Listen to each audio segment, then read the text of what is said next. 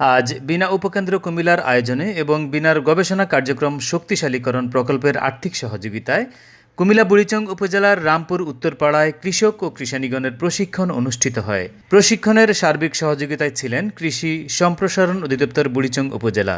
বিনা উদ্ভাবিত জাত ও প্রযুক্তির পরিচিতি, চাষাবাদ ও সংরক্ষণ কলাকৌশল বিষয়ে প্রশিক্ষণ প্রদান করা হয়। বিনা উপকেন্দ্র কুমিল্লার ঊর্ধ্বতন বৈজ্ঞানিক কর্মকর্তা ও ভারপ্রাপ্ত কর্মকর্তা ডক্টর মোহাম্মদ আশিকুর রহমানের সভাপতিত্বে ভার্চুয়ালি যুক্ত থেকে প্রশিক্ষণের প্রধান অতিথির বক্তব্য রাখেন বাংলাদেশ পরমাণু কৃষি গবেষণা ইনস্টিটিউট বিনার মহাপরিচালক ডক্টর মোহাম্মদ আবুল কালাম আজাদ। আমাদের আসলে বিনার যে আমন ধানের জাতগুলো সবগুলাই কিন্তু স্বল্প জীবনকাল সক্ষম। সব এই 7 থেকে শুরু হয়েছে, 7 আসে, তারপরে 11 আসছে, তারপরে ধরেন কত 16 আসছে, 17 আসছে, তারপরে 20 আসছে, 22 আসছে, 23 আসছে, 26 আসছে। এই জাতগুলো বেশিরভাগই কিন্তু হলো স্বল্প জীবনকাল সক্ষম। ভার্চুয়ালি উপস্থিত থেকে বিশেষ অতিথির বক্তব্য রাখেন ডক্টর মোহাম্মদ ইকরামুল হক, পরিচালক গবেষণা বিনা ময়মনসিংহ। আপনারা জানেন যে বাংলাদেশ পরমাণু কৃষি গবেষণা ইনস্টিটিউট এটা নিউক্লিয়ার পরমাণু শক্তির শান্তিপূর্ণ ব্যবহারের মাধ্যমে উন্নত ফসল জাত ও প্রযুক্তি উদ্ভাবন করে থাকে।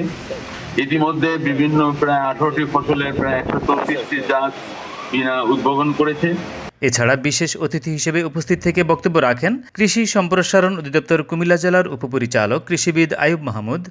যে একজন সুনাগরিকের যে সমস্ত দায়িত্ব কর্তব্য আছে, সুনাগরিকের যে দায়িত্ব কর্তব্য আছে, সেগুলো যখন আমি করব তখনই আমি দেশের সরকারের অংশ হতে পারবো। এই জন্য আমরা সবাই সুনাগরিকের পরিচয় দেব। আমি একজন কৃষককে বলি ভালো মানুষ। সমাজের সবচেয়ে ভালো মানুষকে একজন কৃষক।